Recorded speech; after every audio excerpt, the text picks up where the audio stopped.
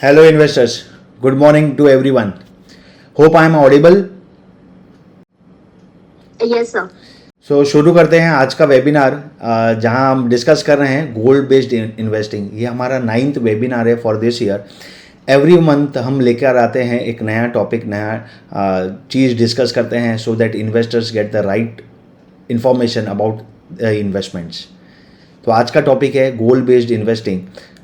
शुरू करने से पहले इंट्रोड्यूस करना चाहूँगा, मैं हूँ महेंद्र राव। आई am a qualified personal finance professional and chartered wealth manager and I have been associated with this industry since last 17 years and we have been managing client from day one. इसीलिए हमारी company का मोटो भी वही है कि हम financial dreams deliver करते हैं हमारी क्लाइंट्स के लिए उनके इन्वेस्टमेंट्स के थ्रू। सो शुरू करते हैं आज का टॉपिक जो है गोल्ड बेस्ड इन्वेस्टिंग। इसके पहले भी हमने काफ़ी वेबिनार किए थे, उसकी रिकॉर्डिंग्स अवेलेबल है हमारी यूट्यूब चैनल पर, आप जाकर देख सकते हैं और अपने आप को एजुकेट कर सकते हैं इन्वेस्टमेंट्स पे। सो गोल्ड बेस्ड इन्वेस्टिंग की शुरुआत, वेबिनार की शुरुआत करते हैं। Let me share my screen.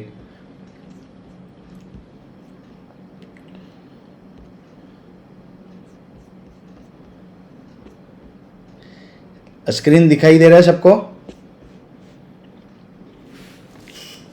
Okay. सो जैसे मैंने बताया, I am a qualified personal finance professional and chartered wealth manager and I have been into this business for more than 17 years now. So समझते हैं आज का टॉपिक जो है वो है गोल्ड बेस्ड इन्वेस्टिंग, कि हमें इन्वेस्टमेंट जब करनी है तो गोल्ड बेस्ड क्यों करनी है, what is the reason, what is the importance of gold based investing, why gold based investing is important. ठीक है, सबसे पहला तो ये है कि ये प्रोवाइड करता है एक पर्सनल फाइनेंशियल प्लानिंग, राइट। अगर मैं इन्वेस्टमेंट करना शुरू करता हूँ तो एक गोल से अटैच करता हूँ अपनी इन्वेस्टमेंट को, तो एक proper financial planning approach use करता हूँ अपनी इन्वेस्टमेंट्स के लिए। मुझे बहुत ही बेटर कंट्रोल मिलते हैं अपने इन्वेस्टमेंट पे जब मैं उसको लिंक करता हूँ अपनी गोल से। अगर कोई स्पेसिफिक गोल है जो मुझे अचीव करना है, ये मदद करता है मुझे वो गोल अचीव करने में। और सबसे इम्पॉर्टेंट रोल जो ये प्ले करता है वो है it reduces impulsive and emotional investment decision. ये आपको ट्रैक पे रखता है to achieve that goal, so that आप कोई इम्पल्सिव डिसीजन नहीं लो या फिर कोई इमोशनल डिसीजन नहीं लो। नॉर्मली लोग क्या करते हैं, इन्वेस्टमेंट जो आपका गोल है जो आपने सेट किया है उसके पहले ही पैसा विड्रॉ कर लेते हैं एंड आपका गोल जो अचीव करना है, जो आपका टारगेट था वो अचीव नहीं हो पाता। सो ये जब हम ट्रैक पे रखते हैं तो आपकी जो इम्पल्सिव डिसीजन है, आपका जो इमोशनल क्वेश्चन है विथ रिलेटेड टू इन्वेस्टमेंट, ये सब बाहर हो जाता है and you are able to achieve your goal, whatever goal is there in your mind. Short term है, मिड टर्म है, लॉन्ग टर्म है, जो भी गोल है आप अच्छे से उसे अचीव कर पाते हैं। Hence it becomes very important कि मैं उसको गोल बेस्ड इन्वेस्टिंग करूं so that I am able to achieve my goals. जब भी हम इन्वेस्टमेंट की बात करते हैं तो सबसे बड़े दो एनिमी कौन से हैं? एक तो है महंगाई, दूसरे है टैक्सेस, राइट। ये ना चाहते हुए भी ये आपके इन्वेस्टमेंट के रिटर्न्स को कम कर देते हैं, राइट। महंगाई चीज़ों को महंगा कर देती है over a period of time. तो जब तक मेरा इन्वेस्टमेंट उस रेट से ग्रो करता है तो सामान भी मेरा उतना महंगा हो गया, मेरे खर्चे भी उस हिसाब से बढ़ गए, तो I am only able to achieve that inflation cost. और उसके ऊपर जो रियल रिटर्न बनना है वो मैं नहीं बना पाता। फॉर एग्जाम्पल, अगर मैंने 12% रिटर्न बनाया है और इन्फ्लेशन अगर 7% है तो रिटर्न्स एक्चुअल मैंने कितने बनाए? 5%। That is my real return, because महंगाई की वजह से आते साल वो कॉस्ट भी तो बढ़ेगा। प्लस अगर उसके ऊपर जो इन्वेस्टमेंट अगर मैं कर रहा हूँ उसके ऊपर अगर टैक्सेस है तो टैक्सेस में से वो 12% जो रिटर्न्स मैंने जनरेट किए थे उसमें से गवर्नमेंट भी कुछ हिस्सा लेकर जाएगी। एग्जाम्पल, 10% अगर लेके गए तो 1.2% माइनस होगा, तो एक्चुअल रिटर्न कितना आया? 10.8%, राइट, बिकॉज 1.2% तो गवर्नमेंट टैक्स लेकर चली गई। सो जब भी हम इन्वेस्टमेंट की बात करते हैं आपको दो फैक्टर बहुत ही इंपॉर्टेंट है जो समझने हैं, one is inflation and the other one is taxes. So आप जब इन्वेस्टमेंट करते हैं तो इस प्रकार से इन्वेस्टमेंट होनी चाहिए जो ये दोनों को बीट करके मुझे X amount of returns generate करके दे over and above inflation, over and above taxes. Taxes जैसे बेंजामिन फ्रैंकलिन कहते हैं, in this world nothing can be said to be certain except death and taxes. एक रुपया भी आप कमाओगे तो गवर्नमेंट आपको टैक्स करेगी ही करेगी, भले ही आपने इनकम फ्रॉम सैलरी है या फिर इनकम फ्रॉम इन्वेस्टमेंट्स है। ठीक है, इनकम फ्रॉम इन्वेस्टमेंट से तो आपने जो मेहनत करके पैसा बनाया था, जिसको आपने इन्वेस्ट किया था, उसके ऊपर भी आपने रिटर्न्स बनाए, उसके ऊपर भी गवर्नमेंट टैक्स करेगी, राइट। जो भी प्रॉफिट आपने इन्वेस्टमेंट से बनाए, तो आपके इन्वेस्टमेंट इस प्रकार से होनी चाहिए कि वो आपको टैक्स कटने के बावजूद भी एक रियल रिटर्न दे, राइट। टैक्स की बात होगी। अब हम इन्फ्लेशन का इम्पैक्ट समझते हैं कि जो खर्चा आज मैं अगर 30,000 का मेरा एक्सपेंसेस है, ठीक है, कुछ भी नहीं करूँगा ना, वो इन्फ्लेशन की वजह से इन द नेक्स्ट 5, 15, 20 ईयर्स में वो बढ़ता रहेगा। 7% का अगर मैं रेट पकड़ रहा हूँ तो आज का जो मेरा कॉस्ट है that is 30,000, in the next 5 years it will increase to 42,000। Reason, दूध का भाव आज अगर 100 रुपये पर लीटर है, तो आते 5 साल में 100 रुपया लीटर दूध मिलने वाला है क्या? नहीं। With respect to everything, it can be fruits, groceries, daily basic needs जो हमारी है, जो हम रोज़ यूज़ करते हैं, सबकी चीज़, सबकी कॉस्ट बढ़ने वाले हैं। एंड दैट एक्सपेंसेस, अगर मेरा आज 30,000 में घर चल रहा है, तो आते 5 साल में मुझे 42,000 की रिक्वायरमेंट है to run my house, right. और आते 15 साल में इट विल बी 82,000, और आते 20 साल में it will B 1,16,000, right.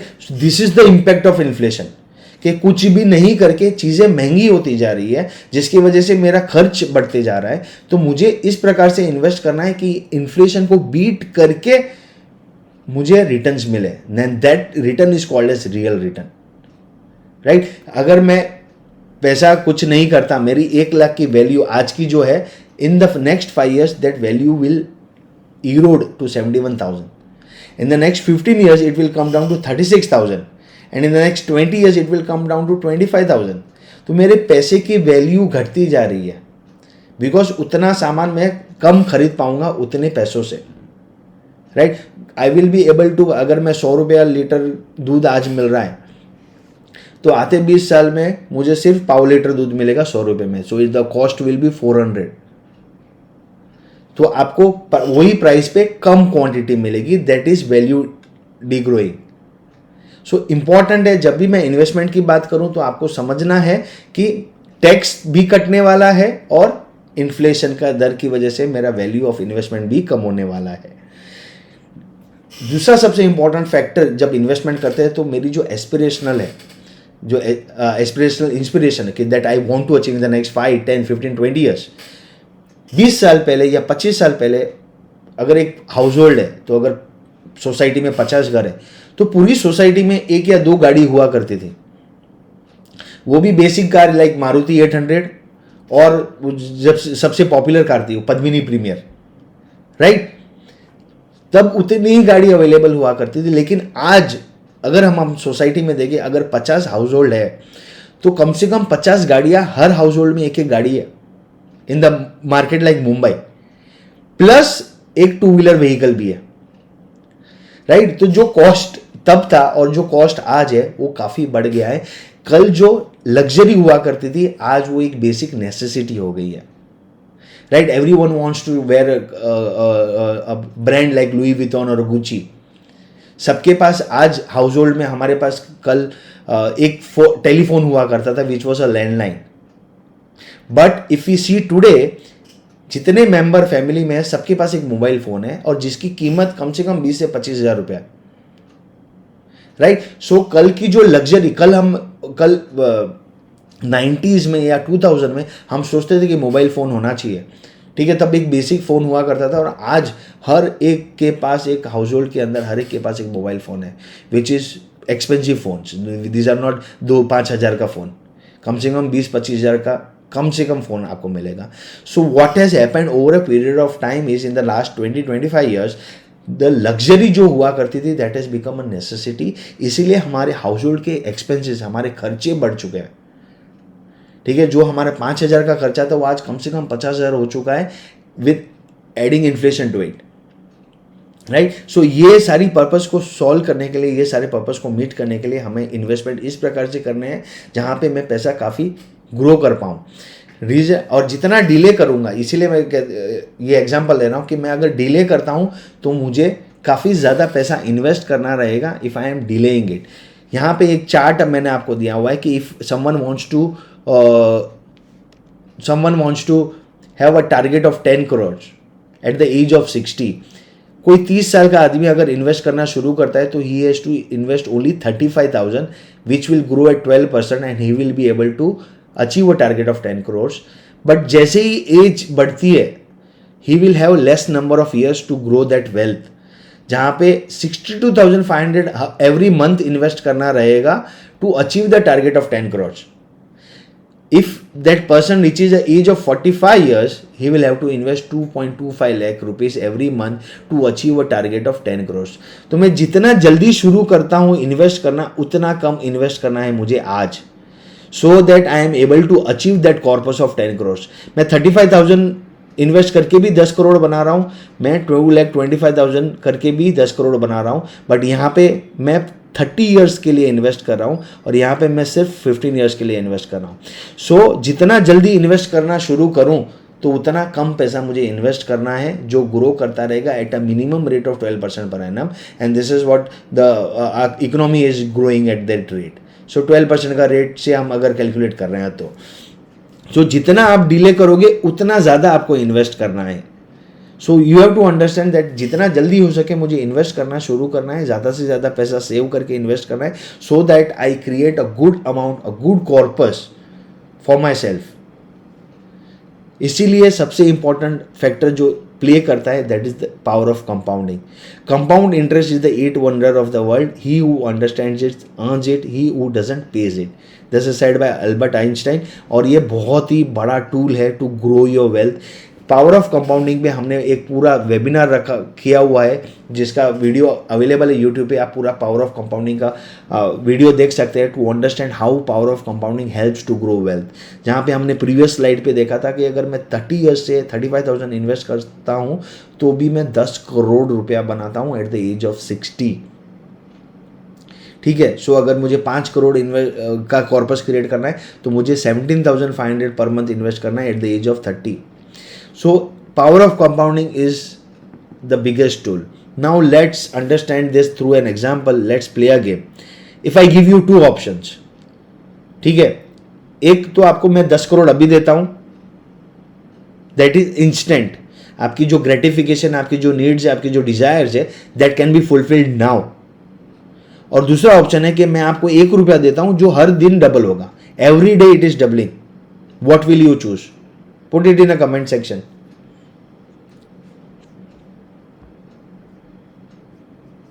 What will you choose? Major people will choose 10 crore right now because they want to achieve, they have the desire. अच्छा, दीपाली जी ने बोला है कि 1 rupee that is which will be double every month every day.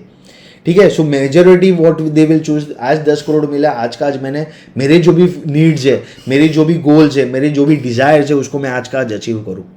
ठीक है. दूसरा है कि मैं 1 रुपया डबल करता हूँ for every day for the next 1 month.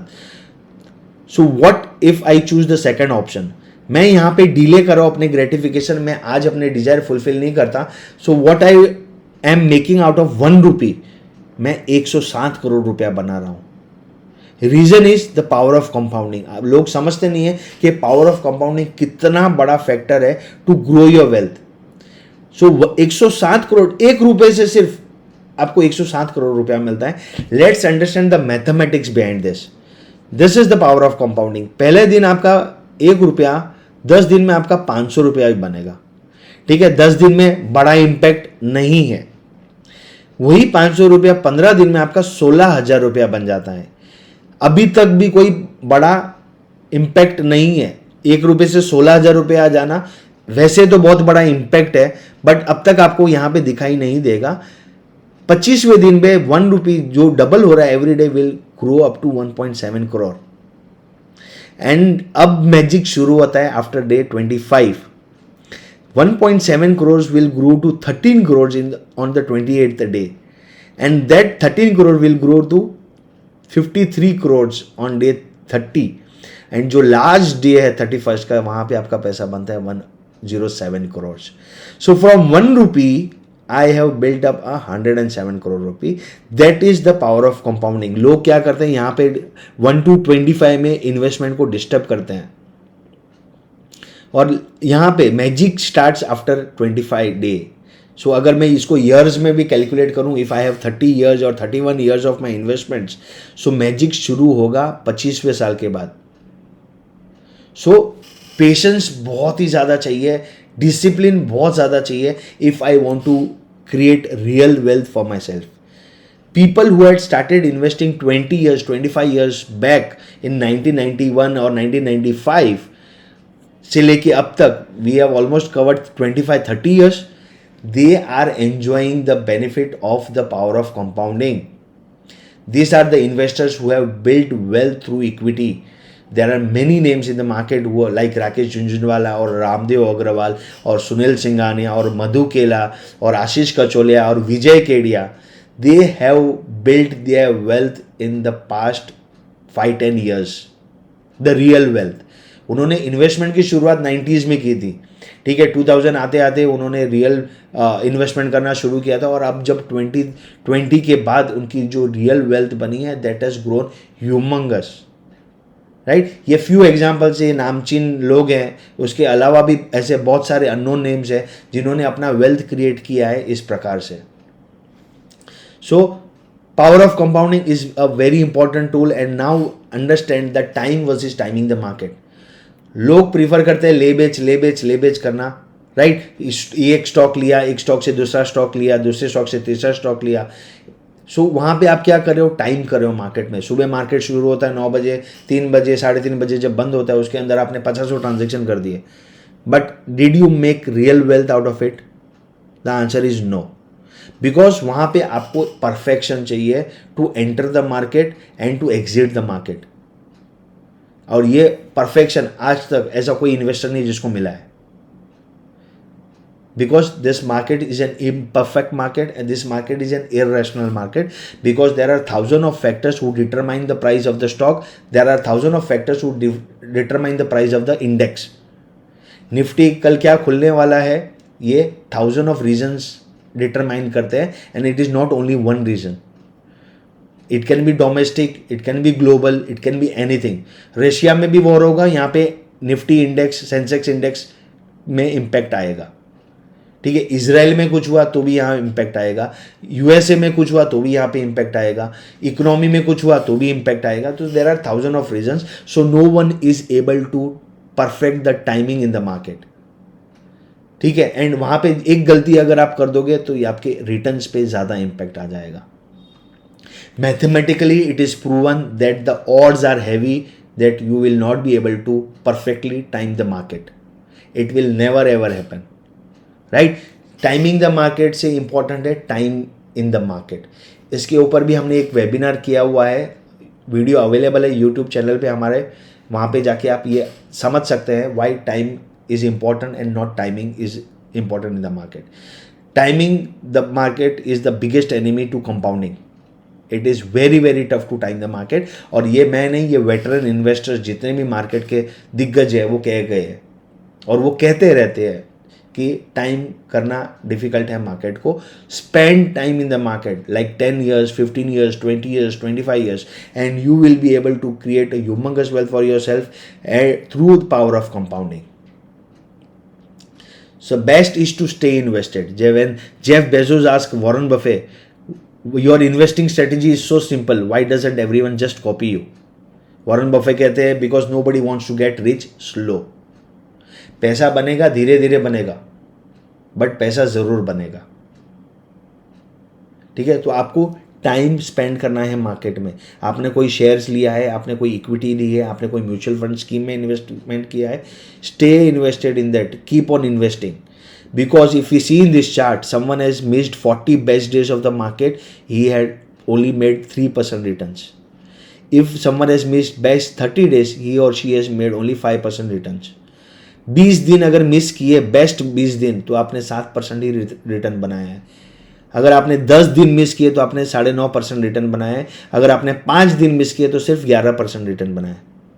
और अगर आपने फुल्ली इन्वेस्टेड रहे तो आपने सब 13.25% रिटर्न्स बनाए, ठीक है, कुछ नहीं करने के बावजूद भी you have made better returns than person who have tried to time the market. जिसने टाइमिंग करने की कोशिश की उसने रिटर्न कम बनाया, जिसने टाइम नहीं करने की कोशिश की और जिसने टाइम स्पेंड किया मार्केट में, they have made better returns on the investment. So the answer to this is the best is to stay invested and do not time the market. जब हम इन्वेस्टमेंट की बात करते हैं, it is not only equity that you have to invest. आज आपके पास real estate भी इन्वेस्टमेंट ऑप्शन है, commodities like gold and silver भी आपके पास ऑप्शन है, डेट में PPF, liquid mutual fund, debt mutual funds, fixed deposit, those are part of debt और fixed income. Cash and cash equivalent is like your balance in your bank account और liquid fund. ठीक है, तो different different asset classes है। Investment is not only about equity. आप mutual fund के through you can invest in real estate, you can invest in commodities, you can invest in debt. So different different asset classes important है, इसलिए important समझना asset allocation. Asset allocation करना जरूरी है कि मेरा 100 रुपया अगर मैं इन्वेस्ट कर रहा हूँ तो थोड़ा पैसा इक्विटी में जाना चाहिए, थोड़ा रियल एस्टेट में जाना चाहिए, थोड़ा डेट में जाना चाहिए, थोड़ा कमोडिटी गोल्ड और सिल्वर में जाना चाहिए। गोल्ड और सिल्वर की जब बात करता हूँ, jewellery is not a part of the portfolio. हम फाइनेंशियल प्रोडक्ट की बात करें, नॉट फिजिकल वन। ठीक है, सो वो आपका जैसे आप गोल्ड ईटीएफ है या गोल्ड म्यूचुअल फंड के थ्रू इन्वेस्ट कर सकते हो गोल्ड और सिल्वर में।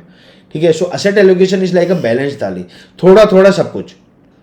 ठीक है, आपको वहाँ पे रोटी मिलेगी, सब्जी मिलेगी, दाल चावल मिलेंगे, सलाद मिलेंगे, अचार मिलेगा, स्वीट मिलेंगे, पापड़ है। So it is just like a balance thali जहाँ पे आप एसेट एलोकेशन कर रहे हो। एंड एसेट एलोकेशन इंपॉर्टेंट क्यों है बताता हूँ नेक्स्ट स्लाइड में। So asset allocation is like a balance thali जहाँ पे आपको इंपॉर्टेंट है समझना कि एवरीथिंग इज नॉट इक्विटी। सारा का सारा शेयर बाजार में नहीं जाना चाहिए, इक्विटी में नहीं जाना चाहिए, आप उसको डेट में भी लगा सकते हैं। एसेट एलोकेशन का मतलब होता है spreading your investment into different asset classes. जैसे मैंने बताया था एसेट क्लासेस कौन से अवेलेबल है। First is equity, second is real estate, third is commodity, fourth is debt and fifth is cash. ठीक है, तो डेट में आपका इक्विटी में इन्वेस्टमेंट कितना होना चाहिए, that is the thumb rule. 100 minus your age is your investment allocation towards equity. अब आप एसेट एलोकेशन कैसे करोगे, तो आपको सबसे पहले डिफाइन करने हैं आपकी ऑब्जेक्टिव क्या है, और वो जो ऑब्जेक्टिव है आपको कितने टाइम में अचीव करना है, और आपकी रिस्क प्रोफाइल कितनी है। आप कंजर्वेटिव इन्वेस्टर है, ठीक है, तो आप इक्विटी का पोर्शन कम रखेंगे आपके एसेट एलोकेशन में। आप अग्रेसिव इन्वेस्टर है रिस्क प्रोफाइल बेसिस पे, तो आप इक्विटी का पोर्शन ज़्यादा रखेंगे इन्वेस्टमेंट्स में, and that will create your portfolio, right. So benefit क्या होता है इससे एसेट एलोकेशन करने से, you will reduce the risk. आपका जो रिस्क है वो आपका कम हो जाता है। That will help you to achieve your goals and that will help you to be in control. आपका इन्वेस्टमेंट आपके कंट्रोल में रहेगा। ये नहीं कि मार्केट ऊपर जा रहा है तो आपका पोर्टफोलियो ऊपर है, मार्केट नीचे जा रहा है तो आपका पोर्टफोलियो नीचे है। और अगर आपका गोल आ गया है जो नेक्स्ट मंथ में ड्यू है, जहाँ पे आपको गाड़ी खरीदनी थी या फिर और कोई गोल अचीव करना था, तब मार्केट डाउन है, तो either you will book a loss or you will delay your goal. आपका अगर मार्केट डाउन है, आपने 1 लाख रुपया इन्वेस्ट किया है और वो 90,000 की वैल्यू हो गई है, बट आपको ज़रूरत 1 लाख की थी, तो either you will withdraw and book a loss of 10,000 और else you will wait for the market to recover, and जब वो 1 लाख हो जाएगा तब आप विड्रॉ करोगे। तो इसके लिए आपका गोल जो है वो डिले हो गया। So that means you are not in control. But if I have made a proper asset allocation, I would be in control. और मुझे पता है कि मेरा जब गोल आएगा, नज़दीक आएगा, मैं जब पैसा विड्रॉ करोगी या करूँगा तो मुझे कोई पैसे का लॉस नहीं होगा, and I will be easily withdraw the money and achieve my goal. So proper asset allocation is more important than scheme selection. लोग स्कीम पे ज़्यादा फोकस करते हैं, एसेट एलोकेशन पे फोकस ही नहीं करते। कौन सी स्कीम ने ज़्यादा रिटर्न दिया वो स्कीम में पैसा लगाना शुरू कर देते हैं। महेंद्र भाई मेरा ही ने अच्छा रिटर्न दिया, ये स्कीम ने अच्छा रिटर्न दिया, उसमें पैसे लगाने। टाटा के स्मॉल कैप ने अच्छा रिटर्न दिया, इसमें पैसे लगाने। मोतीलाल के फंड ने अच्छा रिटर्न दिया, उसमें पैसे लगाने। आपने स्कीम फोकस किया बट प्रॉपर एसेट एलोकेशन तो बनाया ही नहीं, right? So you have to consult with your financial advisor and have a proper asset allocation. And the reason for that proper asset allocation is the winners rotate across asset class. Every time it is not the equity which is outperforming. There are asset class which are different, which outperforms equity in given economic scenario. ठीक है, ये 2005 से लेके 2023 तक का winners है जो best और वर्स्ट परफॉर्मेंसेज है। ठीक है, इक्विटी ने 2005 में अच्छा रिटर्न दिया था, 2006 में दिया था, 2007 में दिया था, बट 2008 में जब subprime losses, subprime crisis आया था, then gold had given the best return which is 28%, 27% yearly बता रहा हूँ। ठीक है, गोल्ड ने भी 20-20, 30-30% रिटर्न दिया हुआ है। उसके बाद 2010 में अगेन इक्विटी ने कम बैक किया, उसके बाद फिर गोल्ड ने आउट परफॉर्म किया इन ईयर 2011-2012। ठीक है, फिर इक्विटी चली ना, गोल्ड चला ना, कोई एसेट क्लास चल रहा था, बट इन्फ्लेशन की दर थी 10% की। ठीक है, फिर 2014-15 में गवर्नमेंट चेंज हुई थी इंडिया में, मोदी गवर्नमेंट आई थी, बीजेपी गवर्नमेंट आई थी, and equity started performing well again. And 2016 में जब डिमोनेटाइजेशन वगैरह सब आया था, again gold had out perform equity, और इक्विटी में परफॉर्मेंसेस नहीं थे। ठीक है, 2017 से 2019 कोरोना से पहले इक्विटी वॉज परफॉर्मिंग बेटर। जैसी कोरोना आया, इक्विटी का रिटर्न्स नेगेटिव चला गया था, यहाँ पे आप देख सकते हैं, विच इज -25। ठीक है, and gold was out performing by 32%। 21-22 again it was equity, and 23 again it was gold. So winners keep on rotating, hence it becomes important that you should have all the investments in your portfolio and not only equity, because अगर मैं यहाँ से अगर 20%, 12%, 16% कमा रहा हूँ और यहाँ पे अगर मैं 25% का लॉस ले रहा हूँ, तो it is a huge D growth in my portfolio. क्योंकि 100 रुपया अगर मेरा 120 हो गया, 120, 112 और 12 रुपया और ऐड हो गया, 16 रुपया और ऐड हो गया, वहाँ से अगर 25% गिरता है, सो मेरी प्रिंसिपल को टच कर जाएगा फिर से। So hence it becomes very important that I have to have a winners in my portfolio, and every year the winners will be different. Hence it becomes very important to have an asset allocation. सो ये सारी scenario समझने के बाद क्या करना चाहिए investors को, जहाँ पे हमने समझा कि मेरा इन्वेस्टमेंट ग्रो होना चाहिए, इन्फ्लेशन को बीट करना चाहिए, टैक्सेस को बीट करना चाहिए। ठीक है, मुझे पावर ऑफ कंपाउंडिंग का फंडा समझ में आ गया कि मुझे लॉन्ग टर्म इन्वेस्ट करना है, और time versus timing the market मैंने समझा, और मुझे समझ में आ गया कि एसेट एलोकेशन भी मुझे करना बहुत ही ज़रूरी है। ठीक है, 5 फैक्टर्स हमने समझे। उसके बाद क्वेश्चन आता है कि what should an investor do. सबसे इंपॉर्टेंट रूल जो हम आज डिस्कस करें, that is goal based investing. Adopt goal based investment planning, because जब आप प्लानिंग करना शुरू नहीं करेंगे, उसको गोल से लिंक करना शुरू नहीं करेंगे, we will be failing maximum times. Failing to plan is planning to fail. So what is goal based investing? Goal based investment planning की स्ट्रेटेजी जहां पे मैं एक स्पेसिफिक फाइनेंशियल गोल्स या जितने भी मेरे फाइनेंशियल गोल्स है उसको अचीव करने की कोशिश करता हूँ। Because in a family, for an individual also, एक गोल नहीं होता। I have multiple financial goals to achieve. कि एक तो है मुझे वैकेशन पे जाना है, या मुझे बाइक खरीदनी है, या मुझे 4 व्हीलर खरीदनी है, कार खरीदनी है, या मुझे घर खरीदना है, मेरे बच्चे की पढ़ाई के लिए पैसे जमा करने हैं, मुझे रिटायरमेंट के लिए प्लानिंग करनी है, मुझे सेकंड होम खरीदना है। ठीक है, तो एक गोल नहीं होता, मल्टीपल गोल्स होते हैं। So it becomes very important to understand कि ये गोल बेस्ड इन्वेस्टिंग करना बहुत ही अनिवार्य है, बहुत ही ज़रूरी है। जब भी हम गोल्स की बात कर रहे हैं, तो either it be in your personal life, professional life, or in your investments, goals have to be smart. ठीक है, ये बहुत लोगों ने सुना होगा, बहुत लोगों ने समझा होगा, बहुत लोग शायद प्रैक्टिस भी कर रहे होंगे कि आपके स्मार्ट गोल्स होने चाहिए। क्या है वो smart goals? Many of you will be knowing कि एक स्पेसिफिक होना चाहिए, मेजरेबल है, अचीवेबल है, रेलेवेंट है, एंड टाइम बाउंड है। स्पेसिफिक गोल मैं आपको एग्जाम्पल के थ्रू समझाऊंगा आगे कि ये कैसे आप डिफाइन कर सकते हैं आपके गोल्स। सेट स्मार्ट गोल, स्पेसिफिक, जहाँ पे आपको पता है कि आपके गोल्स कौन से गोल अचीव करने हैं। मेजरेबल, इसको मैं लिख के कैलकुलेट करके मेजर कर पाऊँ कि what is the goal that I am trying to achieve. ठीक है, अचीवेबल, एक तो ये ड्रीम नहीं होना चाहिए, सपना नहीं होना चाहिए। ये नहीं है कि मुझे चांद पे जाना है, I want to go on the moon, right? It is next to impossible, but today it is possible, but आपको पता है कितना पैसा लगेगा उसके लिए। सो अचीवेबल है कि नहीं है, that becomes a question. Relevant है कि नहीं है, बट वही चीज़ है कि चांद पे जाके मैं करूँगा क्या, पहले गोवा तो घुमाओ, राइट? सो रेलेवेंट होना चाहिए, एंड उसको टाइम स्पेसिफिक होना चाहिए। वो गोल मुझे 6 महीने में अचीव करना है, 6 साल में अचीव करना है। टाइम बाउंड बहुत ही इंपॉर्टेंट है। Let's understand this through an examples. How to identify your goals first.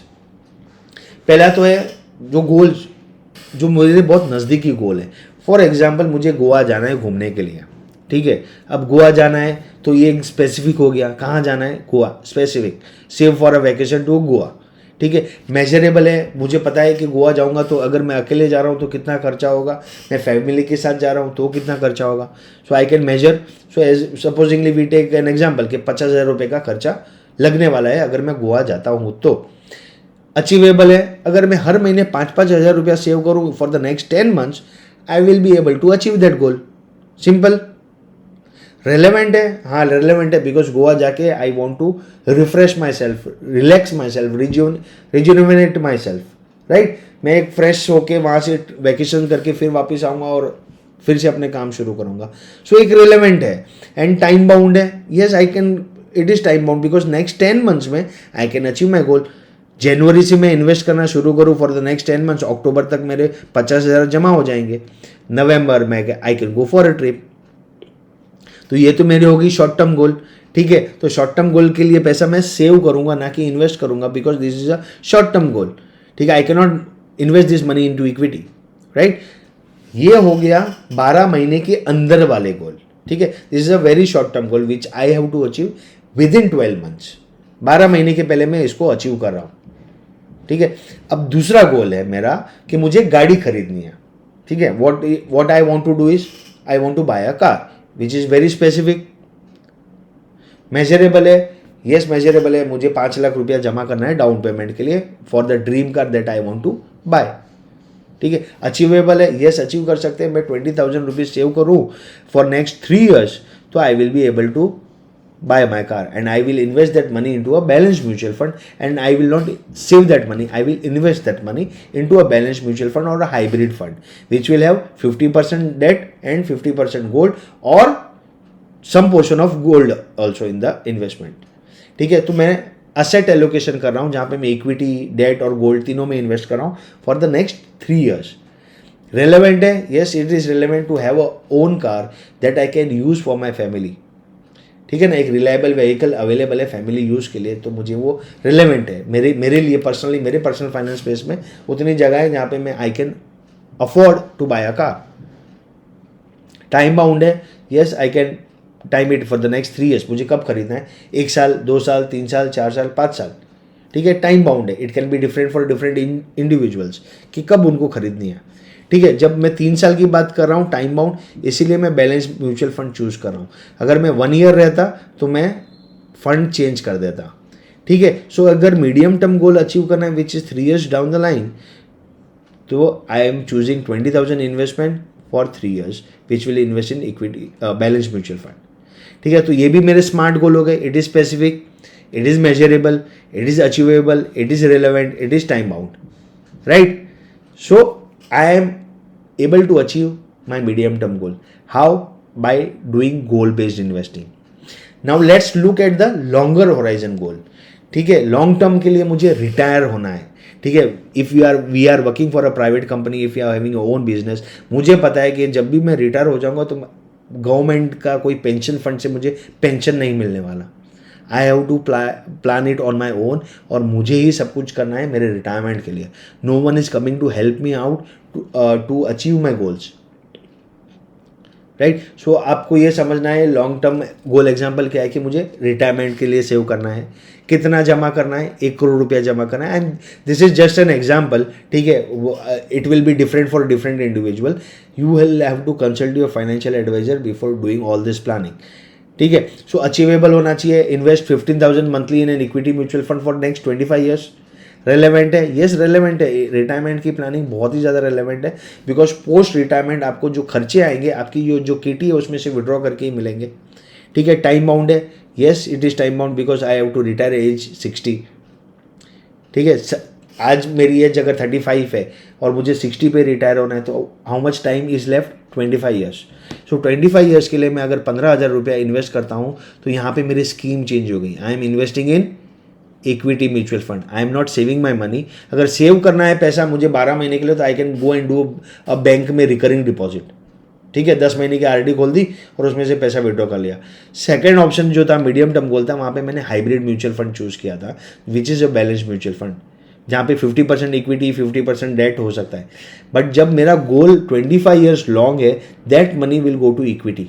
So what has happened here is, पहले तो मैंने गोल आइडेंटिफाई किए, करेक्ट, और उसके बाद मैंने जब स्कीम चूज की तो मैंने असेट एलोकेशन भी कर दिया.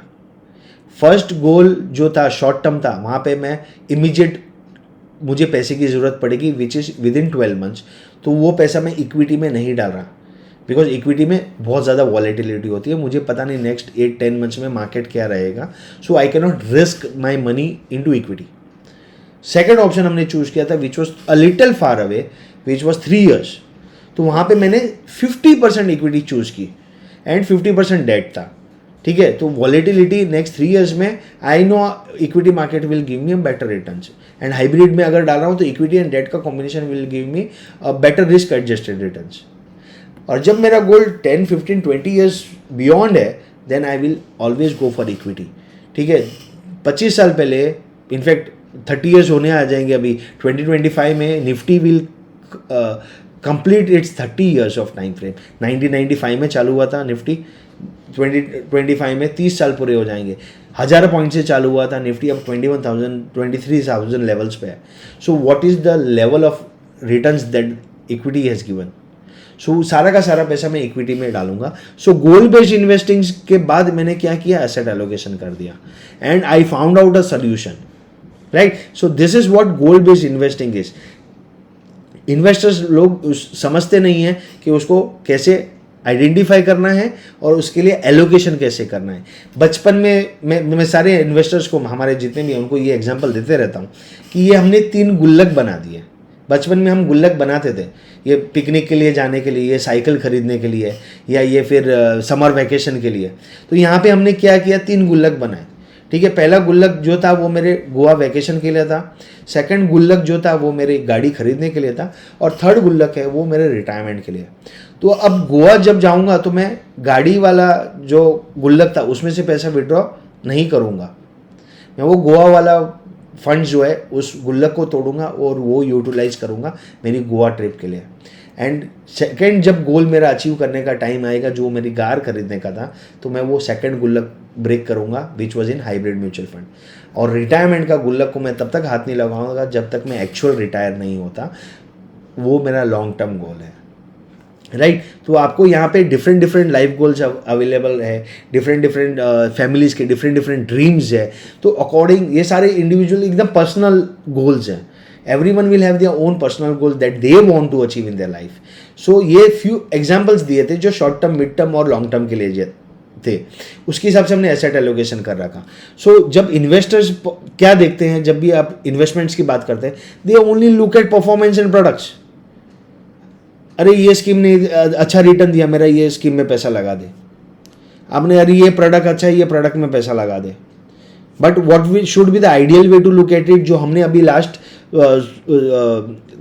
स्लाइड्स में समझा. हमने क्या किया, पहले गोल समझा, we identified our goal, then automatically it helped me to manage my asset allocation. ठीक है, शॉर्ट टर्म गोल जो था विद इन 12 ईयर्स का, वो सारा डेट में चला गया. It can be liquid fund, it can be ultra short term bond fund, और it can be recurring deposit. Balance fund था मीडियम टर्म गोल के लिए, इक्विटी था लॉन्ग टर्म गोल के लिए. सो यहाँ पे मैंने सिर्फ गोल प्लानिंग करके एसेट एलोकेशन भी डिफाइन कर दिया.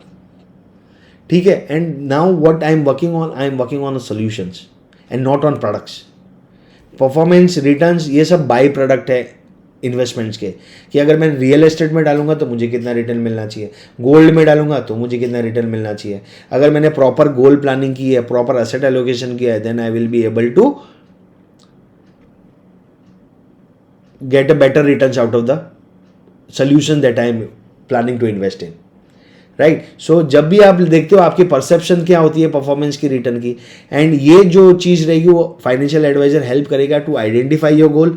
You have to sit with your financial advisor, identify the goals, do a right asset allocation and focus on the solutions. Is the investment helping me to achieve my goals? That should be the criteria. Returns आया, कितना आया, कैसे आया, that is all secondary. मुझे बच्चे की higher education के लिए पैसा सेव करना है for the next 5 years, next 10 years, next 15 years. So मेरा गोल डिफाइन करके उस प्रकार से मैं एसेट एलोकेशन करूँगा, और जिस प्रकार से एसेट एलोकेशन करूँगा एक सोल्यूशन आ गया मेरे पास that will help me to achieve my goal of my childrens और my child's higher education. So सबसे इंपॉर्टेंट टूल आज की तारीख में जो अवेलेबल है दैट इज़ म्यूचुअल फंड्स। आजकल काफ़ी पॉपुलर हो चुका है ये। Mutual fund is basically a concept, ये कोई प्रोडक्ट नहीं है, ठीक है, जहाँ पे बहुत सारे इन्वेस्टर आके एक पूल ऑफ मनी बनाते हैं and that is given to the fund manager, and that fund manager invest on behalf of the investors and try to generate returns from the market, and that can be equity, that can be debt, that can be commodity, or that can be real estate, right? And why mutual funds? Because it is a very professionally run organization or companies, right? आपको professional management मिलता है, वहाँ पे आप एक discipline way से investment करते हैं, ठीक है। आपकी गोल प्लानिंग है, आप उसको जितनी भी आपकी इन्वेस्टमेंट है, मंथली इन्वेस्टमेंट है, लमसम इन्वेस्टमेंट है, that will help you to achieve your goals. And अगर आप लॉन्ग टर्म के लिए इन्वेस्ट करते हैं, जैसे मैंने पावर ऑफ कंपाउंडिंग आपको एक्सप्लेन किया था, it helps you to create wealth through power of compounding. And सबसे इंपॉर्टेंट है, it is well regulated by securities exchange board of India which is SEBI. Just like RBI, reserve bank of India manages banks, SEBI regulates and manages the capital market.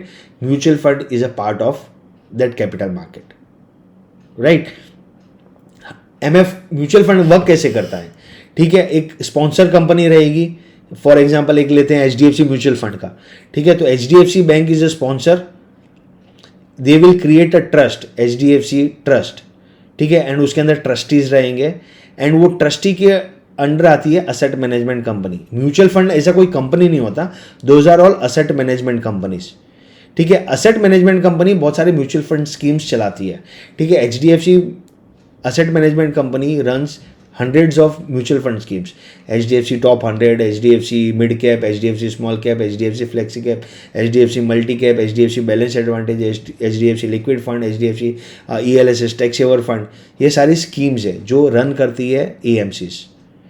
और जो भी shares या bonds या gold वो जो भी खरीदते हैं, those are stored by the custodians. AMC के पास नहीं होता, AMC खाली बाय सेल का डायरेक्शन देता है, जो भी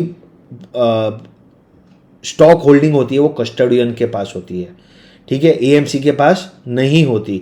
और कस्टोडियन जो भी रहेगा डीमेट आपका होता है NSDL या CDSL के पास, which are again government owned entities. तो कस्टोडियन के पास से पैसा कहीं जाएगा नहीं, ठीक है। अगर म्यूचुअल फंड ने आपके बिहाफ पे रिलायंस का कोई शेयर खरीद के रखा हुआ है तो it is held by the custodians and not the AMCs। AMC सिर्फ मैनेज करेगी, बाय और सेल, पोर्टफोलियो डिजाइन करेगी, ठीक है। एंड AMCs के साथ आती है RTA which is register and transfer agencies, ठीक है। So you have to know that if the AMC goes bankrupt, इस bankruptcy does not affect the investor assets. आपके जो असेट है AMC, यहाँ पे आप बोलोगे कि म्यूचुअल फंड कंपनी डूब गई, ठीक है, तो डूब जाएगी तो उसके पास आपका पैसा नहीं है, पैसा कस्टोडियन के पास है, ठीक है। तो what will SEBI do? SEBI will appoint another asset management company to manage your money, ठीक है। सो आपका यहाँ पे भी रिस्क चला गया।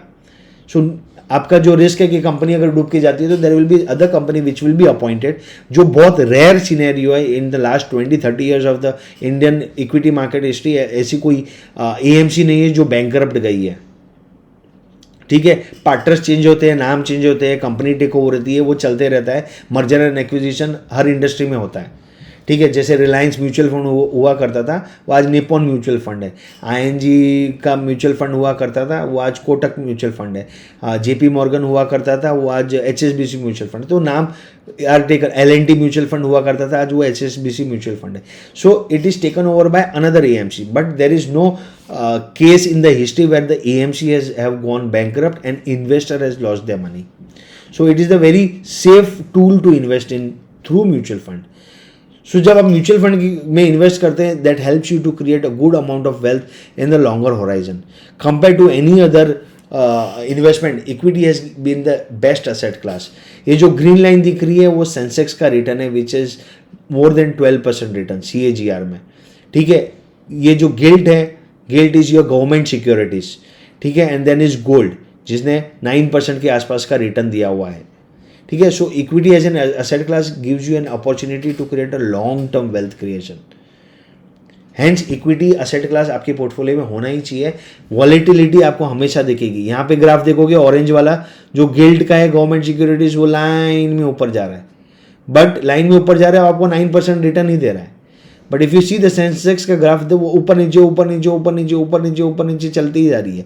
ये वॉलेटिलिटी है मार्केट की, ऊपर नीचे ऊपर नीचे. यहाँ पे 2020 में भी देखोगे तो जो करेक्शन आया था कोविड में, वो भी आपको दिखेगा. 2008 में subprime losses, Lehman brother का क्राइसिस आया था, वो भी आपको दिखेगा. Still the market has been able to generate 12 to 14% of returns in the past 25 years, almost 30 years. ठीक है. So equity as an asset class will give you the maximum returns. It carries their own risk, but it will give you the maximum returns. So जैसे मैंने बताया था, Warren Buffett created his wealth after 60 years of age. ठीक है. यहाँ पे 58-59 पे अब तक उनका ग्राफ वेल्थ का बहुत ही कम था, जबकि उन्होंने इन्वेस्ट करना शुरू किया था 14 साल से. ठीक है. He was the youngest investor, now the richest investor on the globe. Actual पैसा जो उनका बना है वो 60 years के बाद बना है. ये चार्ट मैंने ऑलरेडी एक्सप्लेन कर दिया था, जहाँ पे आपने मिस किया है. And if you are staying invested in the market, you will be able to generate better returns for your self. So solution क्या है? SIP, जो बहुत पॉपुलर टूल बन चुका है आज की तारीख में, जहाँ पे आप मंथली बेसिस पे इन्वेस्ट कर रहे हो. रूपी कॉस्ट एवरेजिंग से आप एवरेज आउट कर रहे हो, मार्केट की वॉलेटिलिटी को कैप्चर करने की कोशिश करते हैं, because market every day every second change होता है. ठीक है. फ्रैक्शन ऑफ सेकंड्स में आपको डिफरेंट प्राइजेस मिलते रहेंगे. सो आपको यहाँ पे एवरेजिंग मिल जाती है. ठीक है. आपको एक डिसिप्लिन है कि नेक्स्ट 5 years 10 years 15 years मुझे एवरी मंथ पैसा सेव करना है. SIP is not a new concept. पहले हम RD किया करते थे. For any goal for us to achieve, people use to do recurring deposit और fix deposit in banks. SIP same recurring deposit ही है, but it will not invest in the bank, but it will invest in the market, जहाँ पे आपको risk ज़्यादा है और return भी ज़्यादा है. And it will help to grow your money by the methodology of power of compounding. So SIP is the best solution to create a wealth for yourself over a long period of time. And आज market में देखोगे तो overall pan India basis पे 25,000 crore का SIP book है, which is very healthy for the equity market, because हर महीने 25,000 करोड़ रुपया SIP के थ्रू रूट हो रहा है इंडियन इक्विटी मार्केट्स में. And it is growing at the rate of 14 to 15%. So imagine equity market और कितना ग्रो करेगा यहाँ से फॉर द नेक्स्ट 10, 15, 20 years. ठीक है. India is a slow growth देता है, it doesn't grow as fast as China, but यहाँ पे स्टेडी ग्रोथ है और लॉन्ग टर्म ग्रोथ है. ठीक है. So next 15-20 years are a golden period for investors like us to invest in the equity market and create a better return for our self and generate wealth for our self. ठीक है. Power of compounding में अभी अगर आप देखेंगे कि अगर आपने 10 साल इन्वेस्ट किया है या 25 साल इन्वेस्ट किया है, तो आपकी रिटर्न ऑन वैल्यू कितनी बढ़ जाएगी. ठीक है. यहाँ पे आप सिर्फ 23 lakhs क्रिएट करते हो. अगर आपने 10,000 रुपया इन्वेस्ट किया है, 10,000 रुपया आप महीना इन्वेस्ट करो for 10 years, then you are creating 23 lakhs in the next 10 years. And same अगर आप कंटिन्यू करते हो तो आपने 18 lakh इन्वेस्ट करते हो and you will be able to create 50 lakhs. अगर आप 20 years कंटिन्यू करते हो 10,000 की SIP at 12%, you create 1 crore for yourself. So if I start investing 10,000 rupees today, in the next 20 years, that is 20 to 44, I will be able to generate 1 crore of wealth for myself by investing only 10,000.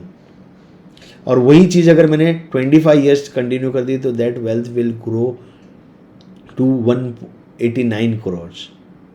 ठीक है. यहाँ का जो मैंने starting में भी बताया था आपको, the longer you stay the wealthier you may be. This is the power of compounding. दूसरा बड़ा कॉन्सेप्ट आज की तारीख में जो पॉपुलर है, that is systematic withdrawal plan. SIP में हम हर महीने पैसे इन्वेस्ट कर रहे हैं. Many investors who want a monthly income, जैसे पहले हमको मंथली इनकम चाहिए रहती थी, तो what people used to do इस बैंक में FD करवाते थे और मंथली इंटरेस्ट लेते थे. तो equity mutual fund will give you a different option available है, जहाँ पे वो इन्वेस्टर को एक फिक्स अमाउंट विड्रॉवल करके देता है, which provides a steady income stream while keeping the remaining investment growing. ठीक है. एक 10 लाख की कॉर्पस है जहाँ पे मैंने बैंक में रखा, तो it will give me somewhere around 7% 8%, which is 70 to 80,000 on a yearly basis. Divide करूंगा उसको अगर 12 से, तो it will be somewhere around 5 to 6,000 per month basis पे. ठीक है, अगर मैं उसको 5 साल के बाद देखूंगा तो दैट 10 लाख का corpus will be 10 lakhs only.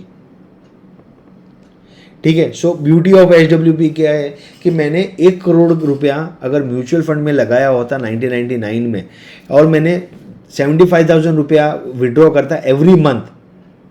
ठीक है. So that 1 crore rupees would have grown to 10 crore rupees today, plus every month 75,000 मैंने विड्रॉ किया था, which comes to 9 lakhs yearly basis पे. सो मैंने 2.2 crores विड्रॉ कर लिया. ठीक है, in the past 25 years. Plus उसके उधर से मैंने टैक्स भी पे किया 17 to 18 lakhs का. राइट. सो सिस्टमेटिक विड्रॉबल, जस्ट लाइक SIP हम कर रहे हैं टू क्रिएट वेल्थ. ठीक है, तो एक कॉर्पस क्रिएट करने के लिए. अब रिटायरमेंट होने के बाद या फिर फाइनेंशियल फ्रीडम अचीव करने के लिए एक पैसिव इनकम अगर मुझे चाहिए, which is amounting to 75,000. If I invest 1 crore today and if I withdraw 75,000 every month, मेरा जो पर्सनल एक्सपेंसेस है is taken care by this 75,000 which I am withdrawing. Over a period of time in the next 25 years, that 1 crore will grow to 10 crores, and मेरा cash flow जो रहेगा that will be 2.2 crores in the next 25 years after paying tax also. तो ये भी बहुत ही अच्छा mutual fund tool है जो आज काफ़ी पॉपुलर होते जा रहा है for people who want financial freedom, जहाँ पे उनके पास एक बड़ा कॉर्पस है और जिस कॉर्पस में से वो पैसा विड्रॉ कर रहे हैं, and that corpus is also growing. 1 crore 10 crore हो गया है मैंने पैसा विड्रॉ करने के बावजूद भी. और यही चीज़ अगर मैं फिक्स डिपॉजिट में रखता तो मेरा प्रिंसिपल सेम रहता और इंटरेस्ट भी मुझे कम मिलता. 1 crore पे अगर मैं 75,000 विड्रॉ कर रहा हूँ, 1 crore पे अगर मैं 75,000 विड्रॉ कर रहा हूँ तो मुझे 9% का रिटर्न्स मिल रहा है. राइट. प्लस मैं कॉर्पस क्रिएट कर रहा हूँ 10 crores का और विड्रॉल कर रहा हूँ 2.2 crores का.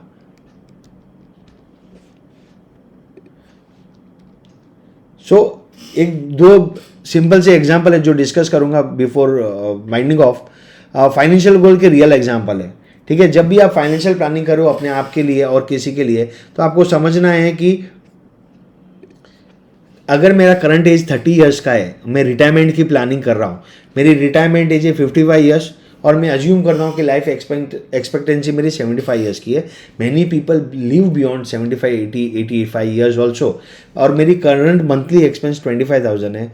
इन्फ्लेशन का रेट जो चल रहा है वो है 6% का. तो post retirement risk free return कितना है 8%. मंथली एक्सपेंसेस एट रिटायरमेंट कितना आएगा 1,07,000 आफ्टर एडजस्टिंग इन्फ्लेशन. ठीक है, और रिटर्न जो मैं जनरेट करूंगा I am assuming only at 8%, not more than that. ठीक है, तो मुझे कॉर्पस कितना रिक्वायर्ड रहेगा रिटायर होने के लिए at the age of 55 is 2 crores. एक सिंपल सा फाइनेंशियल प्लान है. एक एग्जांपल लिया हुआ एक सिचुएशन है जहाँ पे एक वन पर्सन इज देयर, उसकी एज है 30 years, रिटायर होगा 55 पे. सो टाइम कितना बचा है 25 years. So years to save is 25 years, और पैसा विड्रॉ करेंगे 75 years के लिए, 20 साल के लिए.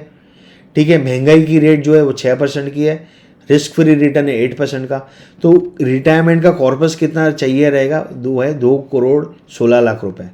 अब 2 crore 16 लाख रुपए जमा करने के लिए at the age of 55 that person has to invest 23,000 at the rate of 8% or 4,800 at the rate of 18% or 12,750 at the rate of 12%.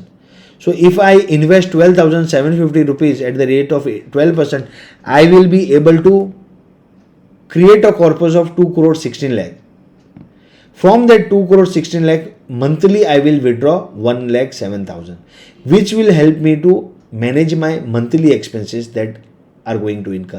Because आपको मालूम है इनकम लाइफ टाइम नहीं रहेगी, बट एक्सपेंसेस लाइफ टाइम रहने वाले हैं. मैं अगर पैसे कमा रहा हूँ नहीं कमा रहा हूँ, मेरे खर्चे तो फिक्स है. तो वो खर्चे को मैनेज करने के लिए मुझे कहीं ना कहीं से तो पैसा आना चाहिए. And that is how I plan for my retirement. Because retirement एक बार 60 की एज पहुंच गई तो मेरे पास मेरी बॉडी की कैपेबिलिटी भी कम हो जाती है to work at that speed जो मैं 30 साल की उम्र में काम करता था.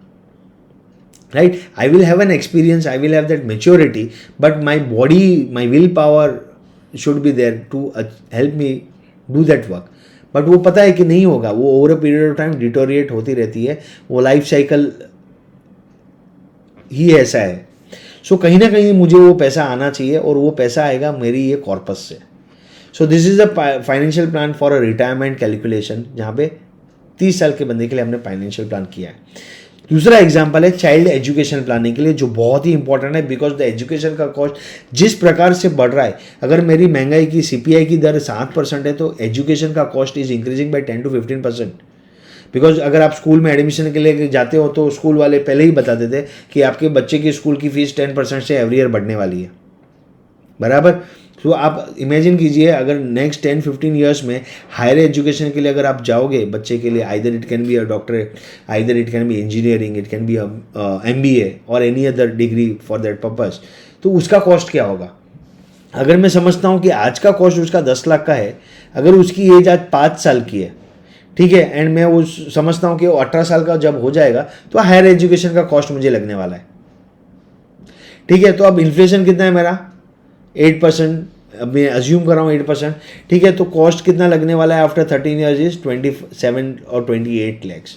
तो ये पैसा भी तो मुझे जमा करना है कहीं ना कहीं, ठीक है. अगर मैं 12% का ग्रोथ रेट पकड़ता हूँ तो I have to do an investment, monthly investment of 7,600.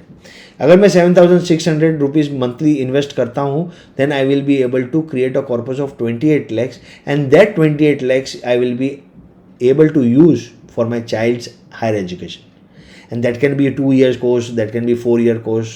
I'm just taking an example here, ठीक है. different situation में different cost रहेंगे, ठीक है. so this is on basic situation, ठीक है. एक सिचुएशन लिया हुआ है, this you have to sit down with your financial advisor and get your financial education planning done or retirement planning done.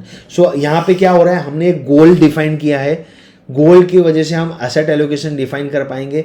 Asset allocation define करने के बाद हमारे पास एक सोल्यूशन रहेगा जो हम क्रिएट करेंगे, that will help us to achieve our goals. So आज का डिस्कशन का टॉपिक यही था, why goal based investing is important, why as an investor you should be doing a goal based investing, why you should be linking all your investment to a specific financial goals. ऐसे ही abrupt invest नहीं करना है, 2,000 रुपये के SIP चालू कर दे, 20,000 रुपये की SIP चालू कर दी, लाख रुपया आपने लमसम डाल दिया है, कोई अता पता नहीं कि कब पर्पस आएगी, क्यों, क्या रीज़न के लिए आप इन्वेस्ट कर रहे हो, कौन सा गोल आप अचीव करने का ट्राई कर रहे हैं, ठीक है. आप वेल्थ मैनेज करने के ट्राई करें, that is a separate thing, but अब फाइनेंशियल प्लानिंग की आवश्यकता हर एक इंडिविजुअल को, हर एक फैमिली को है. So it becomes very important to do your investment through goal based investing. So that's it for today, and you can check my profile on the below mentioned link, and these are the services that we provide for all the investors, and what are the licenses held, and what are the product and solution that we provide to our investors. This is all mentioned here, and you can check my profile on Network FP का page, and you can see it there. सो वहाँ पे जाके आप subscribe कर सकते हैं हमारी complementary services के लिए. You can put in your details और you can scan this to connect to us. We will help you to do your goal planning, to give you the right asset allocation, and to help you achieve your financial dreams and your financial goals. The future depends on what you do today. If you have any question you can ask me now.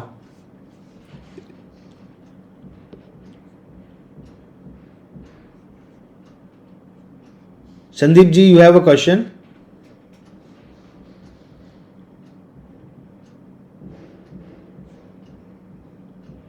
Unmute कैसे करें?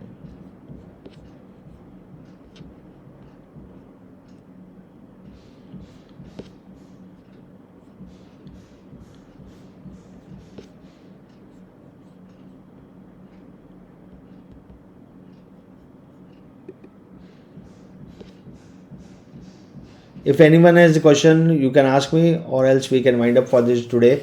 And hope so you have taken good value. I have been able to provide a good value for your time today, and you have been able to make some advantage in your personal finance spaces.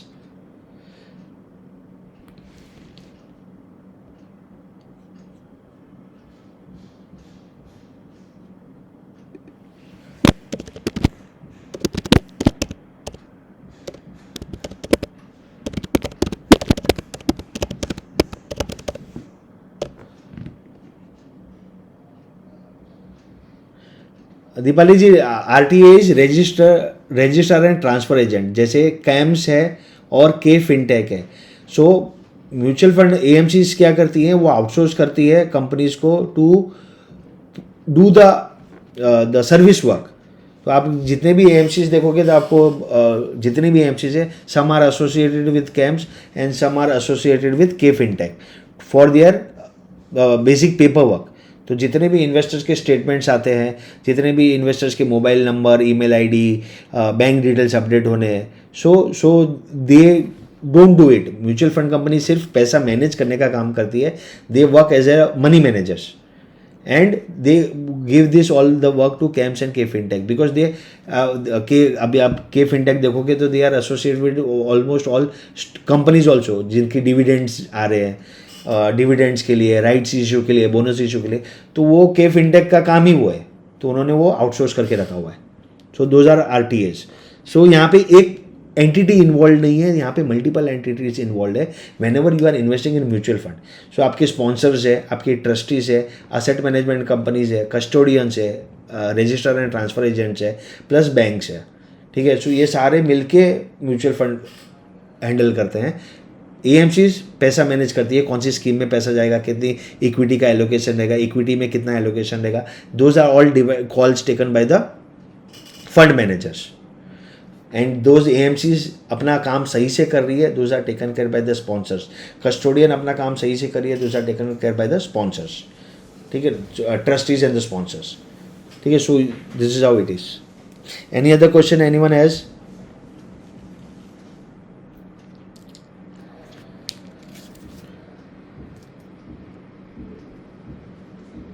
ठीक है. So we land it up today and मिलते हैं नए साल में नई topic के साथ and we will continue this practice to educate our investors ongoing basis, जहाँ पे हम बेसिक से बेसिक चीज़ भी आपसे डिस्कस करेंगे और आपको इंश्योर करेंगे that you take a right decision for your self whenever you are doing in investment.